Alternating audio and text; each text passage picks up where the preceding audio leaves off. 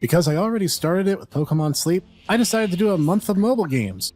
And because Halloween's month ran over, so is this one. But I don't care. I'm married to this bad idea, and we're gonna do it. However, mobile games rarely survive on my phone. They often get pruned just as soon as they're discovered. So keeping that in mind, let's talk about some of the ones that have managed to hang around for much longer than the average, and discuss the how and why. Especially because I struggle to say that I like today's game, per se. It's complicated, in more than one way.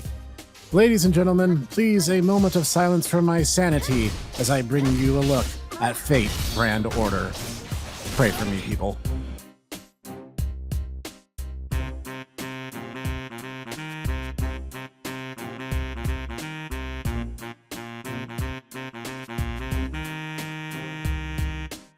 Greetings, everyone. This is the hipster Snek, and today we'll be taking a look at Fate Grand Order. The game launched in Japan for mobile platforms in 2015, and the rest of the world 2 years later, and oh boy, I get to explain the plot of a Fate installment. Hang in there with me, gang. We're going into the weeds now, and I'm not willing to start a Smurf account in order to replay the prologue, so we're doing this via a short-form summary from the web and my shoddy memory. It's important, vital, I dare say, to understand that Grand Order is its own continuity outside of all the others, but it does liberally steal from all the others too. So, in this world, there are mages. Are mages significantly different from normal people? Not really, no. In fact, it's all pretty scrubbed here since mages are only good for one thing, which is summoning servants. Servants are super powerful beings, a collection of people from myth, legend, and history collected together by a thing called the Throne of Heroes. What's that? Not important, don't worry about it. You can access said Throne of Heroes at will via Gacha, more on this later, but you begin by meeting your first servant, who's Mash Kirillite. She immediately takes a shine to you just in time for all the other masters, who, unlike our main character, aren't totally useless, to disappear suddenly, leaving you as last man standing just in time for the Earth to just get exploded, basically. Alright, it's a little more nuanced than that, but not by much.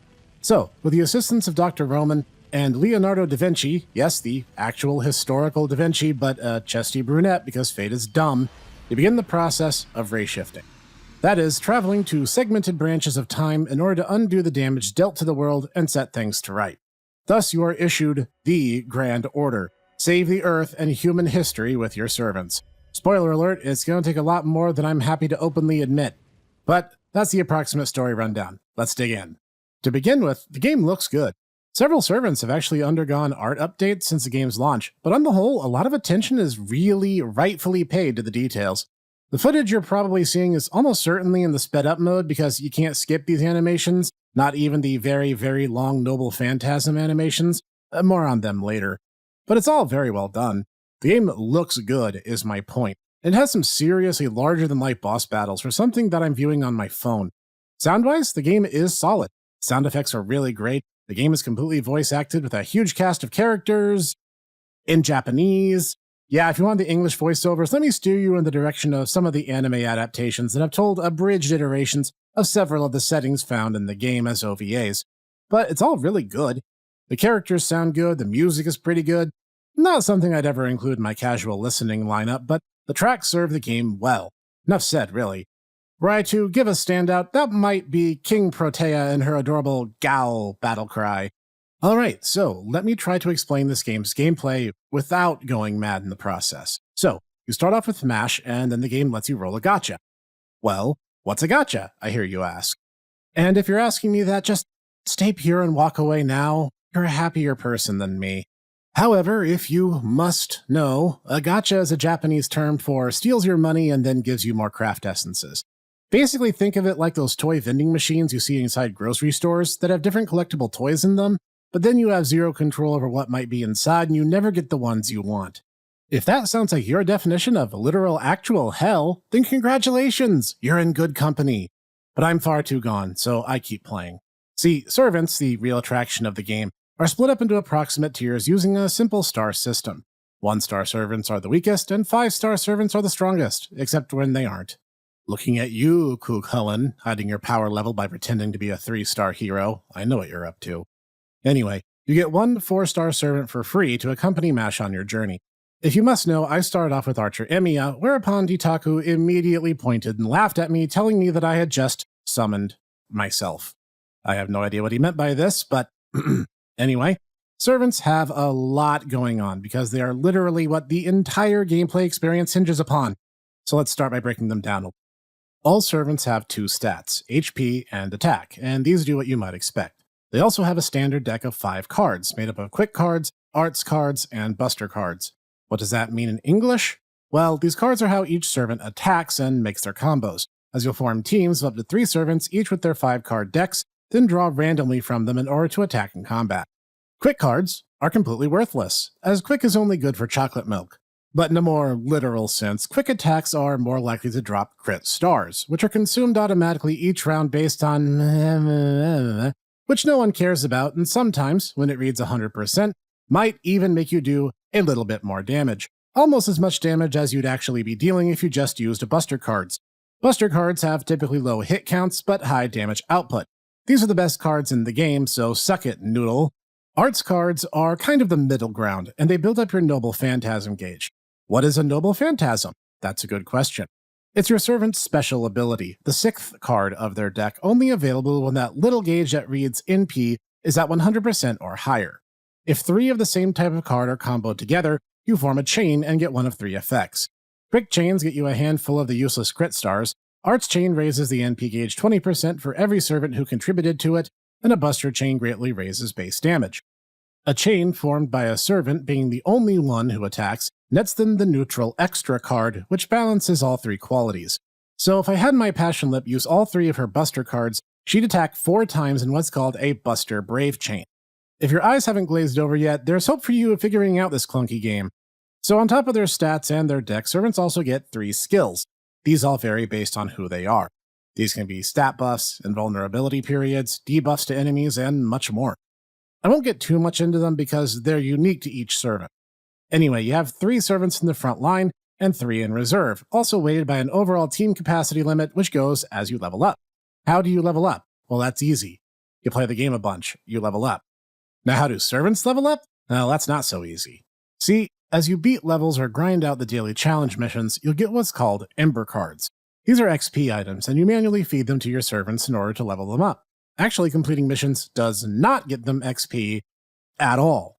It does, however, raise another stat called Bond, and Bond just unlocks more info on the servant in their profile pages, and also mechanics too nuanced for me to bother getting into because this game loves it some subsystems.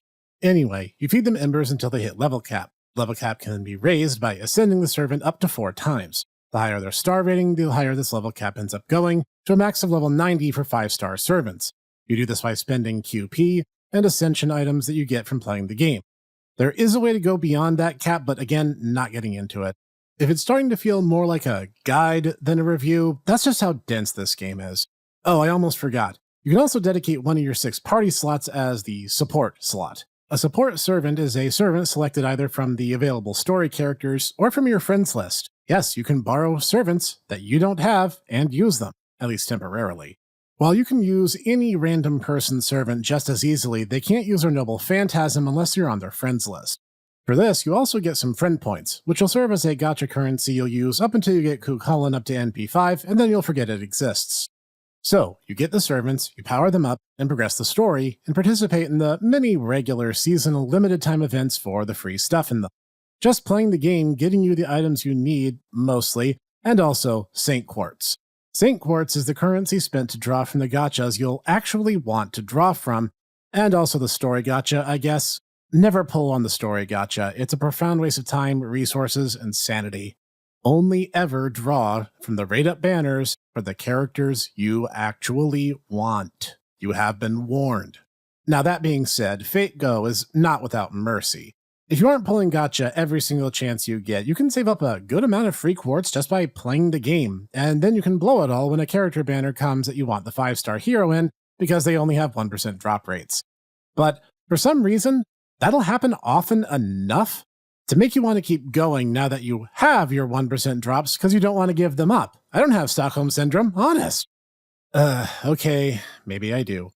But I'm not actually done because there's one huge mechanic that kinda needs explaining, and this one's kind of I don't know, omni-important? It's the classes.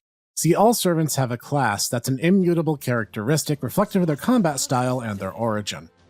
They're the classic 7 from other Fate series, like Saber, who uses swords or is the main character, Archers, the coolest class, Lancers, the other cool class that never win any fights, Assassins, the weakest class, seriously just get Old Man of the Mountain, Casters, wizards and such.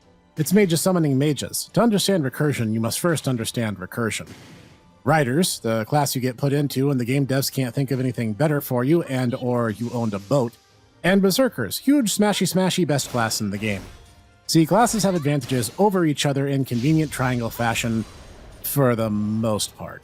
For instance, Sabers beat Lancers, but Archers beat Sabers, and Lancers beat Archers. Berserkers are a special exception, in that they're both strong against and weak against every other class in the game, excepting one. There are other classes, but they're the weirdos, and I'm just not getting into them. See, when you start a mission, the game will, 99% of the time, tell you what classes you're going to be up against. So when you're getting ready for the mission, you'll have your chance to set up your teams accordingly. Also, something craft essence no one cares exists to pad the gacha, so anyway, you get into the battle and select the abilities and cards you want to use in a turn-based fashion. You essentially pull 5 random cards from a 15-card deck made up from what your servants bring to the table, then you pick 3 cards to form your attack strategies. That's the entire game, so why do I play this again? Because that huge verbal vomit I just went through to get to this point in the video, in my attempt to explain what essentially amounts to the baseline minimum needed to understand this game, that's not what you're here for. That's not the main attraction. What is the story. The story campaign balances shonen battle tension with a heaping helping of comedic writing. It's actually worth reading the, frankly, huge amount of text in the game and getting invested in it, because, mother of all shockers, there's actual heart and depth to this game. The side events also tend to be hilarious and can help break up the pacing when you get tired of a particular point in the story where it tends to sag a little bit. It's actually shockingly smart and shockingly stupid all at the same time, which is a darned impressive thing to even consider. And then there's the weird tales that come about in each version of Chaldea. Let me share some stories to explain this a bit further.